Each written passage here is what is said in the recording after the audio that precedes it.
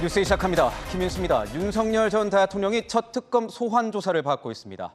비상계엄 사건을 수사하는 내란 특검이 출범한 지 16일 만입니다. 윤 전 대통령과 특검팀은 첫 조사부터 충돌하였습니다. 출석 방식을 두고 이 신경전을 벌이더니 조사자 교체를 두고도 마찰을 빚었습니다.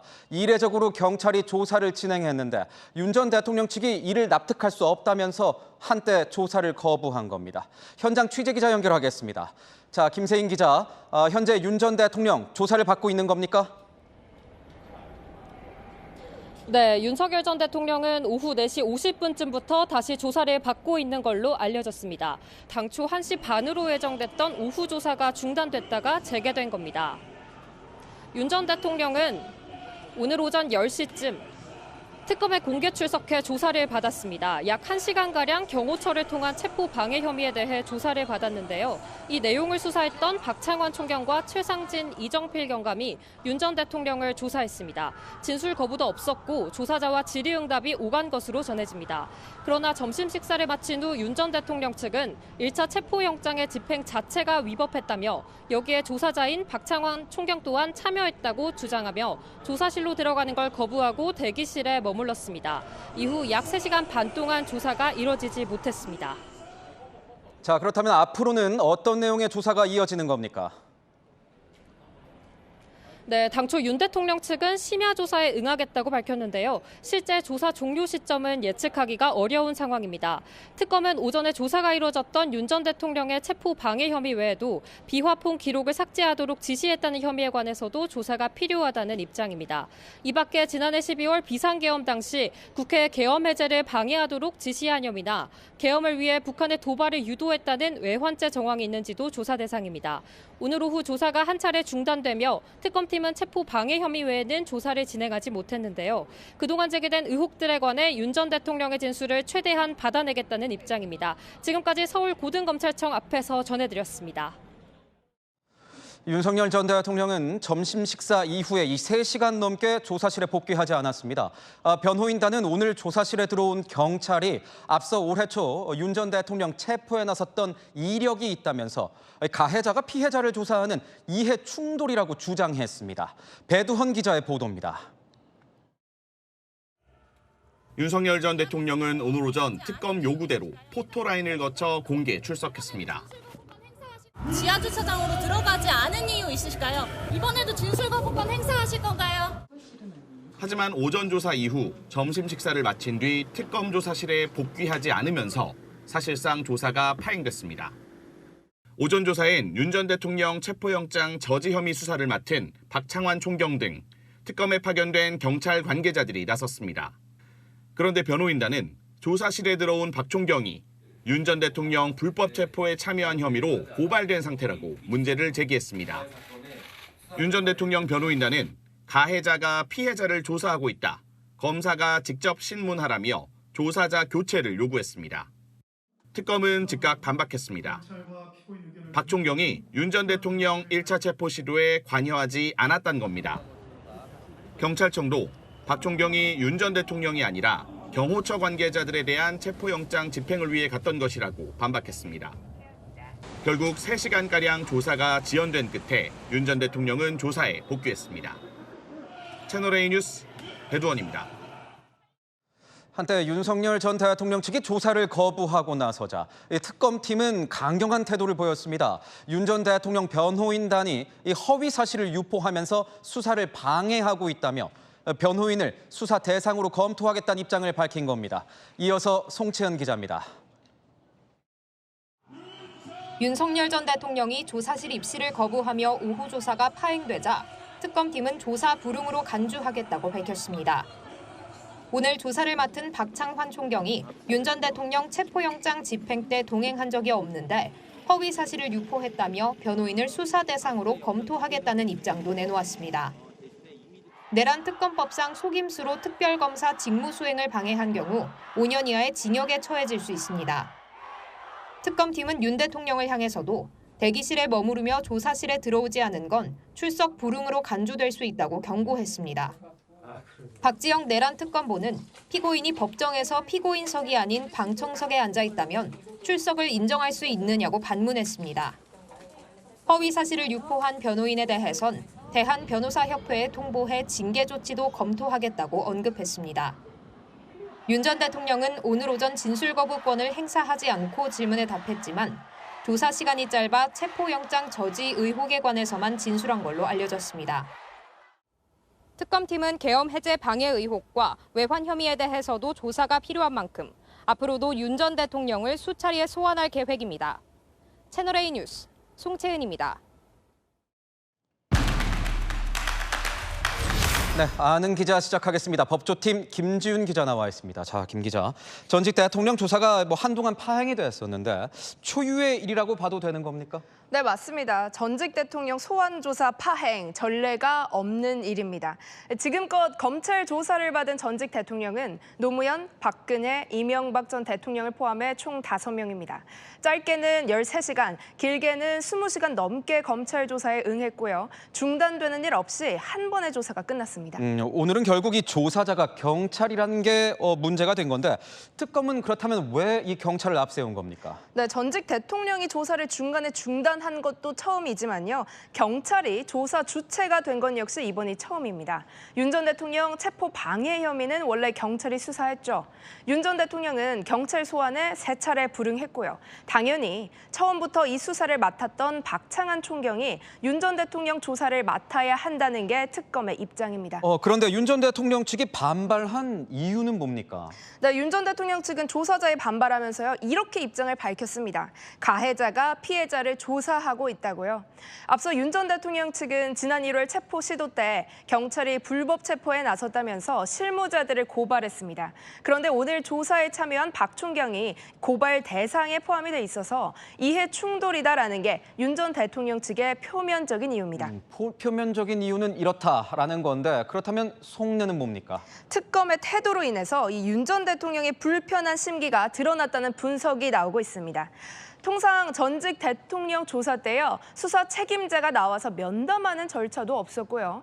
이 박 총경 외에 경감급 경찰이 조사에 동석했잖아요. 윤 전 대통령 검찰총장까지 지낸 특수부 검사 출신으로 자존심이 상했을 거란 분석이 나옵니다. 자존심의 문제였을 수 있다. 그런데 보면 오늘 아침에 윤 전 대통령이 특검의 요청대로 순순히 이 정문으로 들어가지 않았습니까? 네, 맞습니다. 윤 전 대통령 지하 주차장을 통해서 이 비공개 출석을 강경하게 요구해 왔잖아요. 그러다 오늘 아침 갑자기 입장을 바꿔서 오전 10시 제 시간에 취재진이 대기한 서울고검 1층 현관으로 출석했습니다. 일단 윤 전 대통령은 특검 요구대로 출석을 한 건데 갑자기 이 상황이 반전이 된 겁니까? 네, 오전 10시 14분 조사가 시작이 됐습니다. 그런 다음 진술 거부권 행사도 안 하고 협조적이었습니다. 그렇게 오전 조사는 1시간가량 진행이 됐는데요.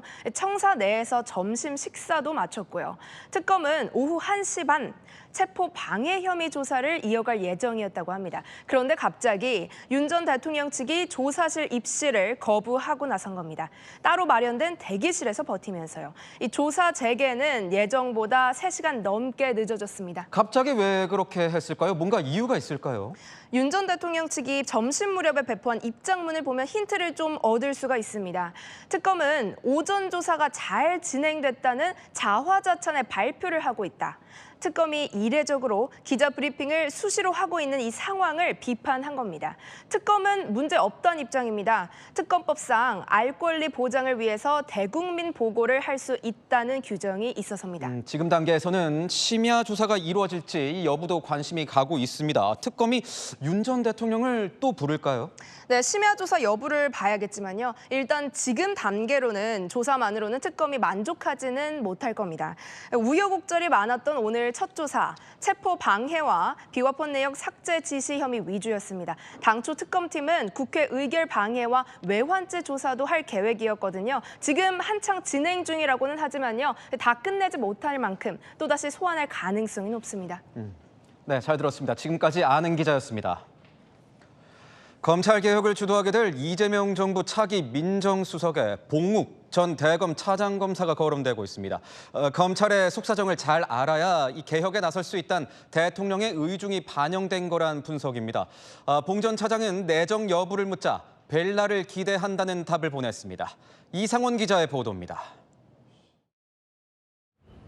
대통령실이 봉욱 전 대검차장 검사를 차기 민정수석으로 유력하게 검토하고 있습니다. 오광수 전 민정수석이 사퇴한 뒤 또다시 검사 출신 기용을 검토하는 겁니다. 봉욱 전 대검차장은 현재 김앤장 법률사무소에서 변호사로 활동 중입니다. 대통령실 관계자는 봉욱 변호사를 차기 민정수석으로 검토하고 있다며 오 전 수석 때보다 더 많은 인원을 투입해 꼼꼼하게 검증 작업을 진행 중이라고 말했습니다. 봉 변호사는 민정수석에 내정됐냐는 채널A 질문에 즉답을 피하면서도 뵐 날을 기대하겠다고 했습니다. 사법연수원 19기인 봉 변호사는 문재인 정부에서 대검찰청 차장을 지냈습니다. 이후 윤석열 전 대통령과 함께 검찰총장 후보에 올랐는데 최종적으로 윤 전 대통령이 임명되자 대검차장을 끝으로 검사복을 벗었습니다. 여권 관계자는 오광수 전 수석과 다르게 윤석열 전 대통령과의 인연이 없다. 행정, 기획 경험이 많고 조직 내에서 합리적인 인물이라고 평가했습니다. 과거 문재인 정부의 대검차장 재직 시절 수사 관행 등을 지적하며 검찰 개혁을 주문하기도 했습니다. 국민들께서 보시기에 부끄러운 모습이 되지 않도록 저부터 고민을 많이 하도록 하겠습니다. 대통령실은 검사가 검찰 개혁을 추진해야 조직의 반발이 적을 것이라고 강조했습니다. 대통령실은 인사검증을 마치는 대로 민정수석 인선 결과를 발표할 계획입니다. 채널A 뉴스 이상원입니다. 민주당은 모레 국회 본회의에서 김민석 국무총리 후보 인준안을 처리하겠다는 방침입니다. 국민의힘은 이재명 대통령이 협치 코스프레를 하는 동안 여당은 뒤에서 일당 독재를 하고 있다고 비판했습니다. 반면 민주당은 국민이 선택한 이재명 대통령이 김민석 후보를 선택했다면서 강행 처리 의사를 내비치고 있습니다. 백승현 기자입니다. 국민의힘은 김민석 국무총리 후보자를 둘러싼 주요 의혹이 해소되지 않았다며 오늘도 사퇴를 요구했습니다. 호준석 국민의힘 대변인은 파도 의혹뿐인 김민석 후보자 인사청문회는 자료도 증인도 없이 밀어붙였다고 지적했고, 하민경 국민의힘 대변인도 국민의 청문은 끝나지 않았다고 날을 세웠습니다. 그러면서 명쾌한 설명은 없고 배추만 남았다고 지적했습니다. 배추 투자의 대가로 매달 450만 원의 유학비를 제공받은 사실을 비꼰 겁니다. 생활비, 유학비 등 수상한 자금 흐름에 대해서도 명쾌한 설명은 없었습니다. 대신 때 아닌 배추만 남았습니다. 본인이 노력해서 돈을 벌어보지 않았고. 앞서 민주당은 김민석 후보자의 인준안 처리를 위해 이틀 뒤 국회 본회의를 열어달라고 우원식 국회의장에게 요청했습니다. 김기현 국민의힘 의원은 사상 초유의 증인 없는 청문회라는 막장 드라마가 강제 종료되자 민주당은 강제로 통과시키겠다고 한다고 비난했습니다. 더 이상 추해지지 말고 오늘이라도 사퇴하기 바란다고도 지적했습니다. 민주당은 국민의힘을 향해 대선 전이나 후나 변한 게 없다며 국민이 이재명 후보를 선택했고 이 대통령이 김민석 후보를 선택했다고 맞받아쳤습니다. 채널A 뉴스 백승현입니다. 국민의힘은 줄줄이 예고된 장관 후보자 인사청문회에서 송곳 검증을 예고하고 있습니다. 권오을 보훈부 장관 후보자의 경우 선거법 유죄가 확정된 뒤에도 선거 보전비 2억 7천만 원을 반환하지 않고 있다는 지적이 제기됐습니다. 이솔 기자입니다. 국민의힘은 권오을 국가보훈부 장관 후보자가 선거 비용을 4년 넘게 반환하지 않고 있다고 지적했습니다.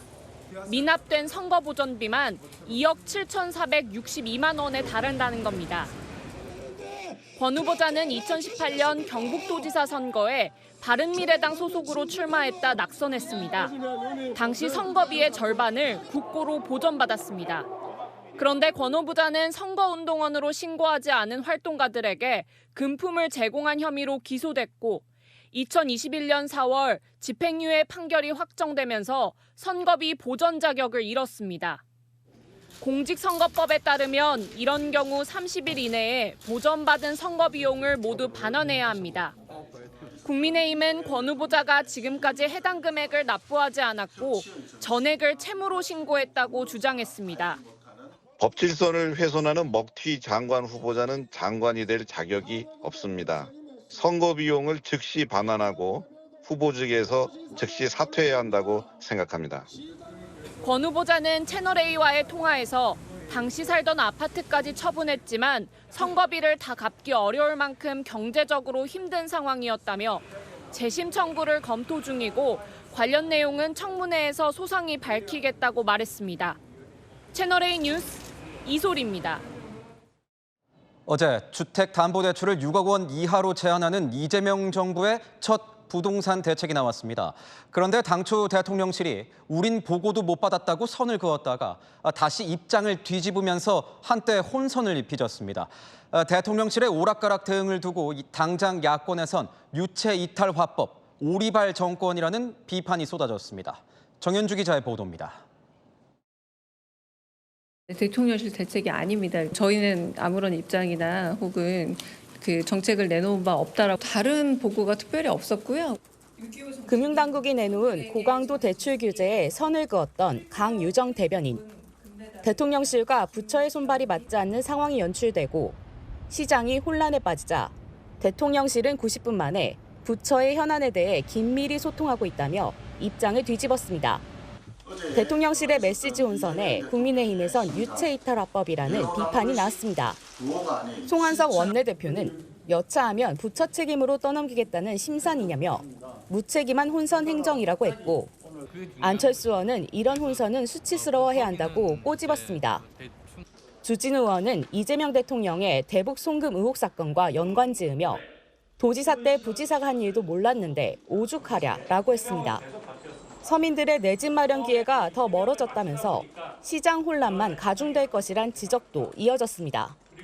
나경원 의원은 실수요 서민은 전월세로 밀려난다며 알짜 부동산을 현금 부자에게 넘기는 특권 패스라고 했고 김은혜 의원은 현금 부자 아니면 아무도 집을 못 산다는 선전포고라고 했습니다. 대통령실 관계자는 메시지 혼선에 대해 대통령실이 나서면 시장에 잘못된 신호를 줄 수 있어 말을 아끼겠다는 취지였다고 설명했습니다. 채널A 뉴스 정현주입니다. 이렇게 초강력 대출 규제가 시행되면서 일각에선 이렇게 현금 부자들만 이득을 보게 될 거란 목소리가 나오고 있습니다. 실제로 서울 강남 지역 부동산 중개업소들을 저희가 취재해 보니까 현금이 풍부한 자산가들이 집값 급락 기회를 노리고 있었습니다. 여인선 기자가 보도합니다. 초고강도 대출 규제 시행 첫날인 오늘 서울 아파트 단지를 돌아봤습니다. 공인중개사들은 어제 늦은 밤까지만 해도 서둘러 계약을 하려는 손님들로 분주했습니다. 반차 주고 간다고 오늘 바로 은행 가가지고 토지거래 허가 신청하고 은행 간 분이. 그런데 하루 만에 한산해졌습니다. 너무 조용한데요. 손님이 없어요. 어제 금융위가 발표한 규제 강화로 대출로 집을 사려던 사람들이 관망세에 접어들었기 때문입니다. 하지만 인기 지역의 집값 조정을 기다리던 현금 부자들은 기회가 됐다며 움직이기 시작했습니다. 많게는 100억까지도 가지고 계신 새로운 고객분들도 한 3팀 정도 문의가 기회인 것 같다. 좋은 금매 물건, 혹시 그런 물건이 있으면 좀 연락을 달라. 특히 한강벨트 주변에 자산가들의 문의가 몰렸습니다. 오늘 같은 경우에 70억 넘는 집을 보고 왔잖아요. 대출 그렇게 많이 안 받으시고 5, 6억 정도 갖고 계신 분이었고 한강부만 보시는. 이런 추세라면 하반기에 예정된 강남 3구의 신축 아파트 분양도 현금 부자 차지라는 지적이 나옵니다. 현금 부자들만 사실 움직일 수 있는 시장이 되는 거고요. 결국에는 이제 초양극화가 이제 더 심해진다라는 거죠. 전문가들은 초강력 규제가 끝나면 집값이 한층 더 폭등할 수 있다고 경고합니다. 이에 대해 금융위 관계자는 채널A에 요요 현상이 일어나지 않도록 필요하다면 관련 규제를 입법화할 수 있다고 밝혔습니다. 채널A 뉴스 여인선입니다. 분양할 때 홍보물에 담겨 있던 이 건물의 디자인과 실제 모습이 만약에 달라도 너무 다르다면 어떻게 해야 될까요? 당장 내일 모레가 입주인데 정작 공사는 끝날 기미가 보이질 않아서 이 분양받은 사람들의 불만이 폭주하고 있습니다. 오은선 기자가 현장 취재했습니다. 다음 주 월요일 입주를 앞둔 경기 고양시의 한 신축 오피스텔 공사 현장입니다. 이곳은 신축 주상복합단지 바로 옆 대천 산책길 쪽입니다. 입주를 바로 이틀 앞두고 있지만 보시다시피 곳곳에 공사 자재들이 놓여 있고 대부분 흙길로 남아 있는데요. 아직도 공사가 한창 진행 중입니다. 당초 조감도와 다른 모습에 입주 예정자들의 불만이 이어집니다. 특히 오염토 문제로 입주가 3개월이나 이미 미뤄진 상태입니다. 청계천처럼 될 거라고 여의도처럼 될 거라고 광고를 했었기 때문에 많이 실망을 했죠. 학원가로 이어지는 보행육교를 보고 선택했는데 완성되지 않아 걱정입니다. 학교 다니는 제 아들이 이런 공사판을 지나서 불편하게 위험하게 통학을 할 수 있게 됐어요. 시행사 관계자는 채널A에 인허가 문제로 계획 변경이 불가피했고 각각의 준공기한에 맞추도록 최대한 노력하겠다고 해명했습니다. 이 같은 논란은 고급 주거단지에서도 나타납니다. 스포츠 스타디움을 연상케 하는 아파트 상가입니다. 조감도에 그려진 모습과 달리 직접 가보니 평범한 일반 건물입니다. 청담동의 한 고급 커뮤니티 시설 조감도에서는 지그재그 장식이 달린 최첨단 건물처럼 보입니다. 상대적으로 단조로운 외관에 조롱거리가 돼 보강 공사가 예정입니다. 입주 예정자들은 소송까지도 고민했습니다. 조감도랑 완전히 다른 경우, 그러니까 아예 없거나 아니면은 상당히 큰 범위에서 좀 다른 차이가 인정이 돼야 가능하긴 하거든요. 전문가들은 부대시설이나 조감도만 믿고 거래를 하는 건 위험 부담이 있다고 조언합니다. 채널A 뉴스 오은선입니다. 경남 진주의 고물상에서 불이 나 점포 5곳이 타는 피해가 발생했습니다. 부산에선 뺑소니 사고로 7명이 다쳤는데 경찰은 가해 운전자의 음주운전 여부를 조사 중입니다. 강경모 기자입니다.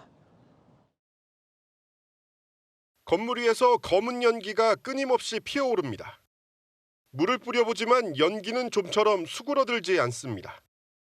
경남 진주시의 한 고물상에서 불이 난 건 오전 8시 20분쯤. 불이 인근 타이어 가게 등 주변으로 옮겨붙으면서 5개 점포가 모두 불에 탔습니다. 소방당국은 관할 소방서 인력과 장비를 동원하는 대응 1단계를 발령한 끝에 4시간 20분 만에 불을 껐습니다. 인명피해는 없었습니다. 타이어 같은 게 좀 있어가지고 작물 정리하는데 시간이 좀 걸렸습니다. 고물상에서 발화된 걸로 추정이 되는데 조사가 끝나봐야 정확한 원인이나 이런 건 나올 것 같습니다. 앞서 오전 5시 20분쯤엔 전북 익산시 한 싱크대 보관 창고에서 불이 나 1시간 50분 만에 꺼졌습니다. 인명피해는 없었지만 창고와 주차된 차량 2대가 모두 탔고 인근 상가와 주택도 일부 불에 탔습니다. 부산에선 추돌 사고를 내고 달아나던 SUV 차량이 다른 차량 3대를 잇따라 들이받았습니다. 피해 차량 운전자 등 7명이 다쳤는데 현장에서 체포된 30대 SUV 운전자는 음주 측정을 거부한 걸로 알려집니다. 경찰은 혈중 알코올 농도를 확인하기 위해 체열한 뒤 구속영장을 신청했습니다. 채널A 뉴스 강경모입니다. 이른 무더위에 지난 주말 개장한 해운대 해수욕장에 비상이 걸렸습니다. 해파리 떼가 출몰하면서 쏘임 사고가 잇따르고 있는 건데 정작 해파리 차단망 설치는 차질을 빚고 있습니다. 보도에 홍진우 기자입니다. 다음 주 개장하는 해수욕장입니다. 바닷속에 그물을 설치하는 작업이 한창입니다. 해파리를 막는 차단망입니다. 지난해 여름 140건 넘는 해파리 쏘임 사고가 발생하자 올해 처음으로 설치를 마쳤습니다. 그물망도 촘촘하게 구성해서 치고 있기 때문에 올해는 해파리 쏘임 사고가 크게 줄어들 것으로 기대하고 있습니다. 지난 주말 문을 연 해운대 해수욕장. 30도를 웃도는 무더위에 피서객들이 물놀이를 즐깁니다. 그런데 안전 부표만 있을 뿐 해파리 차단망은 보이지 않습니다. 이달 말 설치할 예정이었는데 일정이 미뤄진 겁니다. 구청 공고를 통해 한 업체가 선정됐는데 실제 설치 작업을 하는 지역 어민들과 대금 문제로 갈등을 빚다 사업을 포기한 겁니다. 이런 사이 쏘임 사고도 발생했습니다. 해운대 해수욕장에선 그제와 어제 이틀간 물놀이를 즐기던 피서객 2명이 해파리에 쏘였습니다. 날씨도 더운데 해수욕장 놀러 와서 너무 좋고 해파리가 요즘 많다고 해서 지금 조심히 놀고 있어요. 구청은 재공고를 내 다른 업체를 선정했다며 수온이 상승하는 다음 달 중순까지는 해파리 차단망을 설치하겠다고 해명했습니다. 지난해 전국 해수욕장에서 발생한 해파리 쏘임 사고는 4,200여 건, 전년보다 5배 이상 늘었습니다. 현재 부산과 경남 앞바다엔 해파리 주의보가 내려져 있습니다. 채널A 뉴스 홍진우입니다. 오늘 이색 모의고사가 치러졌습니다. 반려동물을 키우는 보호자들을 대상으로 한 반려인 능력시험인데요. 생각보다 문제 난이도가 높았다고 합니다. 김설혜 기자가 취재했습니다. 적막감이 감도는 시험장. 사람들이 진지한 눈빛으로 문제를 풉니다. 고심이 깊은 듯 연신 머리를 극적이거나 턱을 괴어봅니다. 반려동물을 키우는 보호자들의 지식을 평가하는 반려인 능력시험 모의고사입니다. 서울시가 주관한 이번 시험은 강아지와 고양이 부문으로 나눠 400명을 선착순 모집했는데 접수 사흘 만에 마감됐습니다. 강아지랑 어떻게 하면 조금 더 건강하고 행복하게 살 수 있는지를 공부를 할 수 있는 기회도 됐고, 이거를 제가 잘 배웠는지를 좀 테스트할 수 있는 시험인 것 같아서. 제가 들고 있는 게 반려인 능력시험 모의고사 시험지입니다. 동반 외출 시 꼭 알아야 할 사항, 반려동물이 먹어서는 안 되는 음식, 질병 대처 요령 같은 반려동물을 기를 때 꼭 알아야 할 정보를 묻는 50가지 문항으로 구성돼 있습니다. 정성적인 질문이 조금 더 많았던 것 같아서 조금 빨리 찍었습니다. 난이도가 이 정도구나를 확인했기 때문에 다음 시험은 좀 더 잘 볼 수 있지 않을까. 2019년 이후 서울시의 반려동물 수는 꾸준히 늘고 있습니다. 반려동물 양육 가정은 전체 서울 시민의 22%를 넘었습니다. 독일 같은 경우에는 13년도부터 의무적으로 시행하고 있었습니다. 이 시민들이 그 반려인에 대한 이해도도 높이고 지식도 쌓게 하기 위한. 반려인 능력시험 본고사는 오는 9월과 10월 필기와 실기 시험이 진행됩니다. 줄 당기지 않고 걷기, 낯선 타인과 인사하기, 횡단보도 앞 대기 등 다양한 항목을 평가합니다. 채널A 뉴스 김설혜입니다. 요즘 SNS를 보다 보면 약사나 의사들이 하얀 가운을 입고 나와서 영양제나 건강기능식품을 소개하는 광고들이 뜨곤 합니다. 의학적으로 효과가 있다는 걸 부각하려는 의도인데 실은 이들 중 상당수가 약사나 의사인 척 연기를 하는 배우들이라고 합니다. 사건 현장 360, 백승우 기자입니다.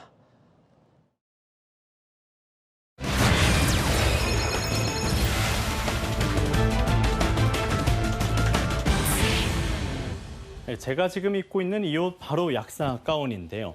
최근 약사인 척 제품을 홍보하는 광고가 부쩍 늘고 있습니다. 전문가가 주는 신뢰를 교묘하게 악용하는 SNS 광고 실태를 추적해봤습니다. 약국 가시면 7만 원대에 판매 중인데요. 온라인몰에서는 2만 원대에 구매가 가능합니다. 약국의 배경으로 비타민C 제품을 설명하는 가운을 입은 남성. 그런데 이 남성, 다른 영상에선 의사 수술복을 입었고 또 다른 영상에선 15년 경력 피부 미용 전문가로 등장합니다. 약사나 의사가 아닌 전문 배우인 겁니다. 제품 판매 업체를 찾았습니다. 본인을 약사라고 하거나 뭐 이런 건 아니거든요. 본격성이 좀 부족했던데 죄송한데 그 약사를 실제로 추천했고 SNS 광고로 입소문을 타면 매출이 크게 오르니 전문가를 이용한 건강기능식품 등 약 홍보 영상이 넘쳐납니다. 문제는 상당수가 허위 과장 광고라는 겁니다. 한 다이어트 제품 광고에 나온 약사와 가정의학과 교수는 모두 가짜로 드러나 행정 처분을 받았습니다. 현행법상 약사 면허를 받지 않으면 약사 명칭을 사용할 수 없습니다. 온라인 구인 사이트에선 약사나 의사를 연기하는 촬영 한 번에 최대 40만 원까지 준다는 글이 보입니다. 보통 공부할 때는 의사 가운을 입고 촬영할 예정입니다. 조금 페이가 높은 편인 것 같아요. 그냥 역할이잖아요. 진짜 약사의 사진이나 영상을 도용한 허위 광고도 등장했습니다. 저희 약국 인터뷰했던 사진이 있어요. 약간 어설프게 합성돼 있기는 한데 약국에서 조제해서 약을 보내주는 것처럼 마케팅을 했다고. 영업이익률 자체가 3%, 5% 나오던 게 15%, 20% 나오는 거죠. 경고를 당해도 사업장을 바꿔서도 하시더라고요. 이른바 사칭 마케팅은 엄연한 불법이지만 처벌은 약합니다. 피해는 크게 주는 반면 경미한 벌금형에 그치는 경우가 많아서 이에 대한 입법적인 보완이 시급해 보입니다. 하얀 가운을 앞세워 소비자를 속이는 SNS 광고. 세밀한 모니터링과 강력한 규제가 필요합니다. 사건 현장 360 백수입니다. 이란에선 이스라엘 공습으로 사망한 이 군 장성과 핵 과학자들의 합동 장례식이 열렸습니다. 트럼프 미국 대통령은 이란이 또 핵 개발을 시도하면 주저하지 않고 공격하겠다는 입장을 밝혔습니다. 김용성 기자의 보도입니다. 이란 국기로 쌓인 관을 가득 실은 트럭이 지나가자 시민들이 몰려들어 슬퍼합니다. 관에는 호세인 살라미 이슬람 혁명 수비대 총사령관 등의 사진이 붙어 있습니다. 현지 시각 오늘 오전 이란 테헤란에서 이스라엘의 공습으로 사망한 군 장성과 핵 과학자 등 60여 명에 대한 합동 장례식이 거행됐습니다. 이란과 이스라엘 간 휴전은 이루어졌지만 이란 내 핵 물질이 제거됐는지 여부를 두고 갈등의 불씨가 남아있는 상황입니다. 특히 CNN에 따르면 댄 케인 미군 합동참모의장은 최근 이란의 핵시설 3곳 중 이스파한은 핵시설이 너무 깊은 곳에 있어 벙커버스를 쓰지 않았다고 미 상원에 보고했습니다. 문제는 이란의 농축 우라늄 중 60%가 이곳에 보관돼 있을 것으로 추정된다는 점입니다. 도널드 트럼프 미국 대통령은 이란이 핵 개발을 강행할 경우에는 다시 폭격할 수 있다고 경고했습니다. Can enrich uranium to a level that concerns you. Would you consider bombing the country again? Without question, absolutely. 또 트럼프는 알리 하메네이 이란 최고 지도자에 대해 그를 매우 참혹하고 수치스러운 죽음에서 구해줬다고 주장했습니다. 채널A 뉴스 김용성입니다. 이재명 정부가 들어선 뒤 처음으로 한미 고위급 무역 협상이 열렸습니다. 미국이 밝힌 상호 관세 유예 시한이 열흘도 채 안 남았는데 미국 측은 소고기 수입 규제 완화와 같이 한층 구체화된 요구 사항을 협상 테이블에 올렸습니다. 워싱턴에서 최주연 특파원이 전합니다. 이재명 정부의 첫 대미무역 협상단이 워싱턴을 방문해 첫 고위급 회담을 마쳤습니다. 미국 측과 관세 협상이 녹록지 않다며 미국이 상호 관세를 추가 유예할지 안심할 수 없다고 진단했습니다.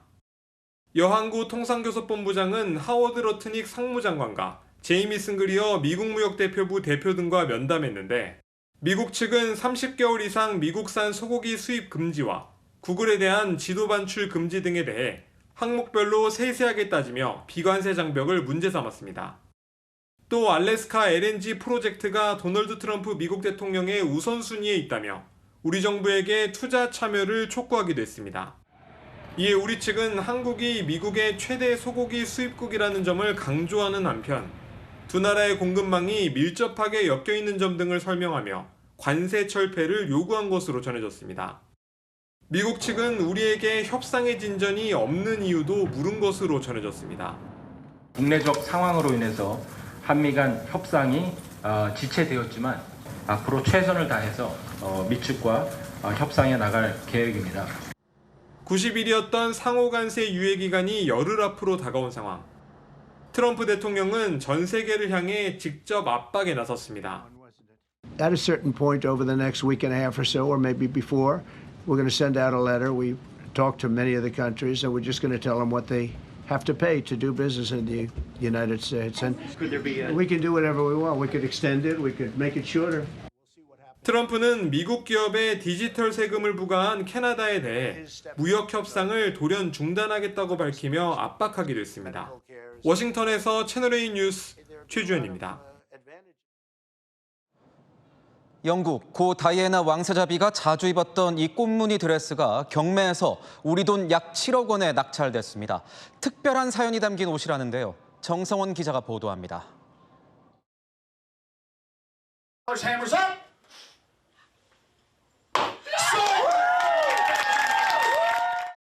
무대에 놓여진 드레스를 낙찰받은 여성. 연신 기쁨을 감추지 못합니다. 고 다이애나 영국 왕세자비가 생전 즐겨 입었던 꽃무늬 드레스입니다. 영국 디자이너 브랜드 벨빌 사순이 만든 옷으로 다이애나비가 해외 순방 때는 물론 아픈 아이들을 만나는 행사 때 자주 입어 돌봄 드레스라는 별명이 붙었습니다. Diana wore it 9 times, starting in Australia, 1988. She loved that. Children in hospitals loved it. 이번 경매에선 다이애나비의 옷과 모자, 가방 등 100여 점이 출품됐는데 드레스는 경매가 52만 달러, 우리 돈 7억 원으로 최고가를 기록했습니다. 한 남성이 벽돌 더미 위에서 커다란 흑표범과 사투를 벌입니다. 맨손으로 표범의 입과 코를 막습니다. 위에선 사람들이 벽돌을 던지며 지원에 나섭니다. 지난 24일 인도 우타르 프라데시주 라킴푸르 캐리의 한 벽돌 공장에서 야생 흑표범이 나타나 남성을 덮쳤습니다. 10분 넘는 싸움 끝에 표범은 힘이 빠졌고 결국 포획하는 데 성공했습니다. 미국 루이지애나주의 한 교차로. 좌회전하던 트럭이 크레인 위에서 신호등을 수리 중인 남성을 덮칩니다. 크레인이 크게 부서지고 남성은 공중에 거꾸로 매달립니다. 안전벨트로 고정시킨 덕분에 남성은 다행히 큰 피해를 면했습니다. 채널A 뉴스 정성원입니다. 네, 열왕열왕 정치부 최승현 기자와 함께하겠습니다. 첫 번째 주제 보겠습니다. 최후의 무기, 나경원 의원이 보이는데요. 네, 나경원 국민의힘 의원이 김민석 국무총리 후보자의 인준안 표결을 앞두고 최후의 무기를 꺼냈습니다. 바로 밤샘 철야 농성입니다. 중단하라! 언야 복주! 국민들은 분노한다! 저는 오늘부터 이 총리 지명 철회를 요구하면서 농성에 들어갑니다. 김민석 총리 후보자 인준, 이것 때문에 반발을 하고 나선 겁니까? 네, 어제 국회 본회의가 열렸었죠. 국민의힘은 제2당이 법사위원장을 맡는 게 관행이라며 표결에 불참했지만 의석수 167석인 민주당에게 역부족이었습니다. 모레 열릴 본회의에서도 의석수에 밀려 인준안 처리가 예상되자 사흘간의 농성을 시작한 겁니다. 어제 그럼 국회에서 밤을 샌 건가요? 네, 제가 오늘 아침 나 의원이 농성 중인 국회를 찾아가 봤는데요. 텐트에서 쪽잠을 자며 농성을 이어가고 있었습니다. 소수 야당이지만 끝까지 하겠다고 의지를 보였습니다. 이제는 어떤 수단도 없다. 국민의 41%의 마음을 담을 수는. 그렇다면 이걸 알려야 되겠다. 현장에 의원들은 좀 다녀갔습니까? 네, 밤사이 일부 의원들도 농성장을 찾았습니다.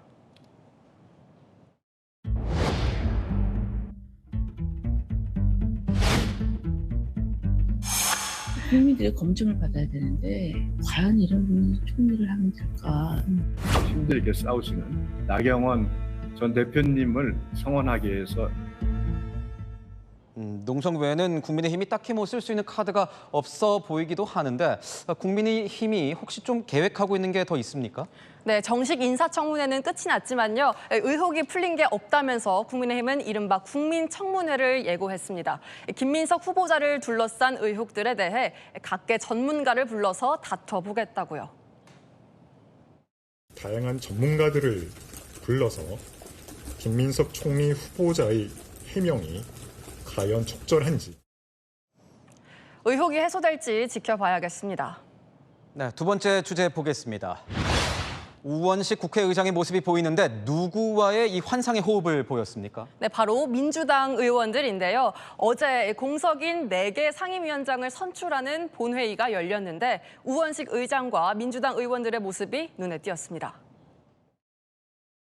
국회 운영위원장 박찬대 사임의 건을 의결하고자 하는데 이의 있습니까? 이의 있습니까? 이의 있습니까?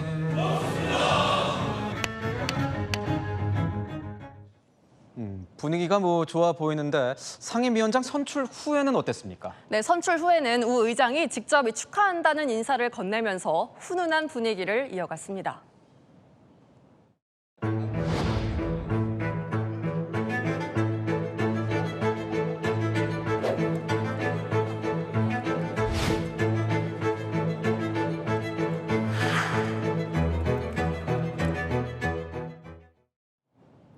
반면 국민의힘과는 상반된 분위기였습니다.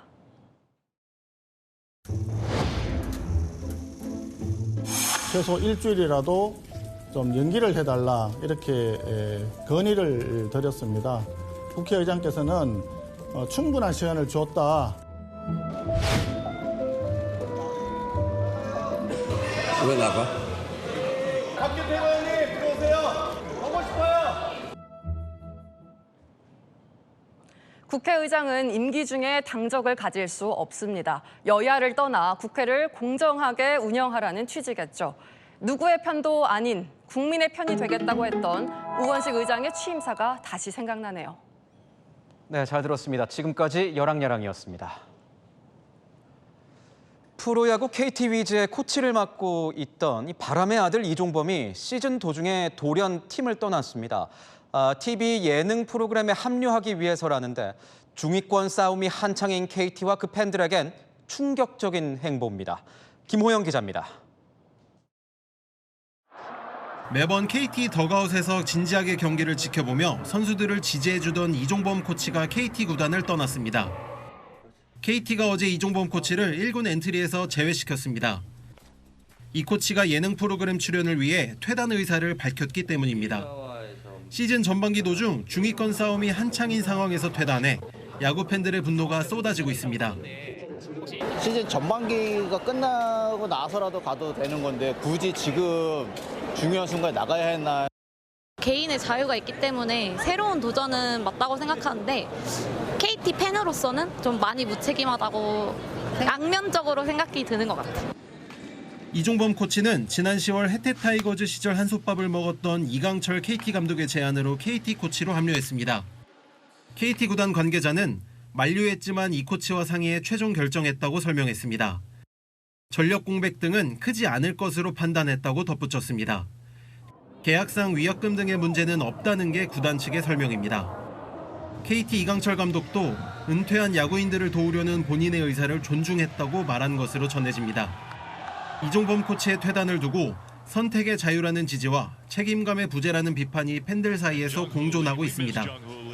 채널A 뉴스 김호영입니다. 푹푹 찌는 더위에 7월의 한여름처럼 덥습니다. 강해지는 폭염에 오늘 영남 지역에는 올해 첫 폭염경보가 내려졌는데요. 내일은 더 더워지는 겁니다. 한낮에 대구 36도, 전주 35도까지 치솟겠고 서울은 30도로 오늘보다 높고 체감은 32도가 되겠습니다. 종일 오락가락하던 비는 충청이 남은 오늘 밤까지, 수도권은 내일 오전이면 모두 그치겠습니다. 비가 내리는 동안 시간별, 지역별 편차가 커서 한 번 쏟아질 때 3개 내릴 수 있겠습니다. 높은 습도에 밤에도 열기가 남아서 남부 곳곳에는 열대야가 나타나겠는데요. 전주와 대구는 아침 기온도 25도까지 올라 있겠고요. 서울은 23도 예상됩니다. 한낮에는 서울 30도, 대전과 광주 33도까지 오르겠습니다. 다음 주 초반에는 다시 전국에 비나 소나기가 반복되겠습니다. 날씨였습니다. 뉴스에 마칩니다. 시청해주신 여러분 고맙습니다.